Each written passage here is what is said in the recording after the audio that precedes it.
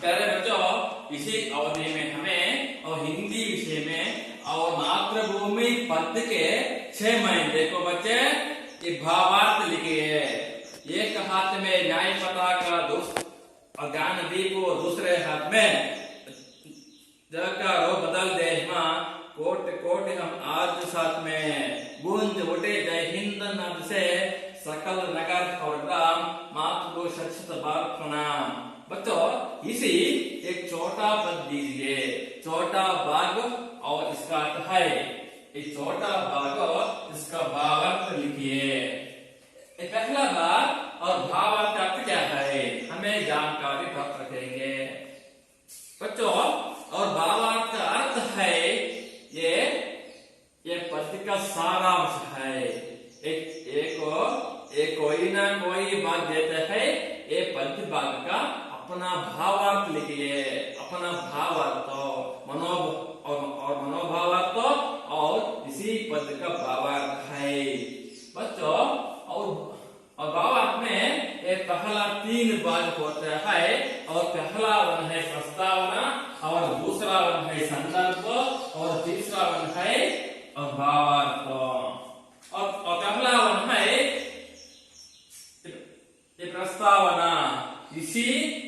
ये प्रस्तावना में कवि का नाम और इस पद को कौन रचित किया और किस पद का लिया गया है, इसी ये अंशों में ये प्रस्तावना और चर्चा करते हैं।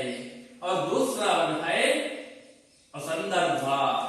कवि ने किसी समय में ये पद्य भाग को चुना गया था, इसी अंश पर ये संदर्भ अपने और हमें को और चर्चा किया था।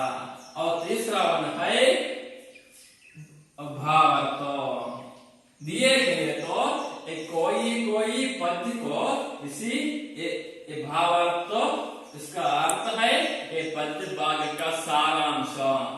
बच्चों, ये प्रस्तुत तो इसी पद का ये भावार्थ यहाँ है। पहला है प्रस्तावना। ये प्रस्तुत चंद के भगवती चरण वर्मा जी ने से रचित मातृभूमि नाम कविता से लिया गया है। ये पहला बच्चों, ये मातृभूमि पद के नामक ये कौन सा लिखा था, ये भगवती चरण वर्मा जी ने ये रचित और ये मातृभूमि का नामक कविता से लिया गया है। और दूसरा वन है संदर्भ। और कवि भारत माता के स्वरूप का सुंदर वर्णन अपना आशय को प्रस्तुत चंद के भारत माता को ये वर्णित करते हुए लिखते हैं। कवि इस पद को क्यों लिखते हैं और भारत माता का वर्णन किया था, और भारत माता का और भौगोलिक वर्णन किया था और सुंदर किया था, इसी छंद में ये भारत माता को वर्णित करते हुए लिखते हैं कि। और तीसरा वन है भावार्थ। ये पद्य भाग का यह भावार्थ होता है। सुनो बच्चों, भारत माता की एक हाथ में न्याय पताका, दूसरा हाथ में ज्ञान दीप के आधार पर और बहुत ही दुर्वासन लग रही है। इसका क्या है, एक हाथ में न्याय पताका, न्याय मार्ग में अपना जीवन में बसे है, और दूसरा वन है ज्ञान दीप के धारण कर अंधकार में हरना और सुज्ञान में बढ़ना चाहिए। सभी मिलकर हमें और सामाजिक मनोभाविक से अपना मानवीय मूल्यों को इस अंश पर ये चर्चा करता है, अपना जीवन में उसका अनुशासन पालना करता है।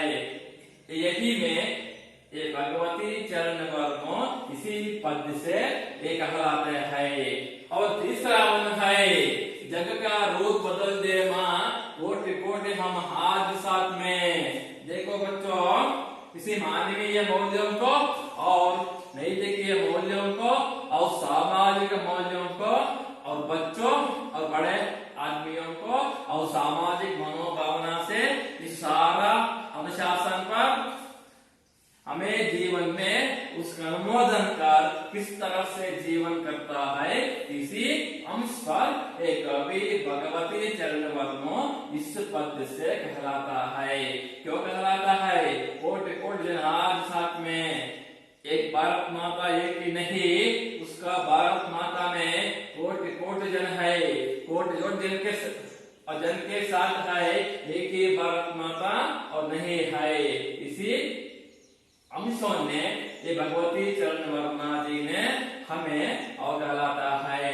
आप जग में बदल देकर जग में रूप बदल करता और अच्छे अच्छे काम करने के लिए हमें इसी जग में हमें ये बदल करता था। और जय हिंद जय घोष गूंज उठे प्रति नगर में, प्रति गांव में और प्रति जगह में जय हिंद से गूंज उठा था।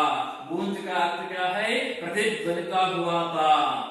और ये मातृभूमि आपको शत बार प्रणाम करते हुए हमें सुबह में बिस्तर से छोड़कर प्रतिदिन हमारे भारत मां को और भक्ति पूर्वक से और विनती करता था और प्रणाम करता था। इसी सारा पद में एक मुख्य उद्देश्य होता है। कवि का उद्देश्य क्या है? देश प्रेम की भावना से और राष्ट्र प्रेम की भावना से और देशभक्ति भावना से एकता सा बल, इसी सारा विषय हमें मानव ने अपना अपना जीवन में अनुमोद कर और समाज में और उत्तम अनुशासन पालन कर हमें जीवन में विजित करता है। इसी बारे में एक कवि भगवती चरण वर्मा में हमें कहते हैं, क्या कहते हैं? देश प्रेम की भावना से ये जन्म भारत हुआ है। एक भारत मां सुंदर रूप का चित्रण होता है, एक भारत मां का सुंदर रूप चित्रण होता है और भाषा सरल सहज तथा और बहुत सुंदर होता है। हमारे भारत माता अत्यंत सुंदर और होता है। इसी अंश पर एक कवि भगवती चरण वर्मा जी ने और हमें इसी पद से कहलाता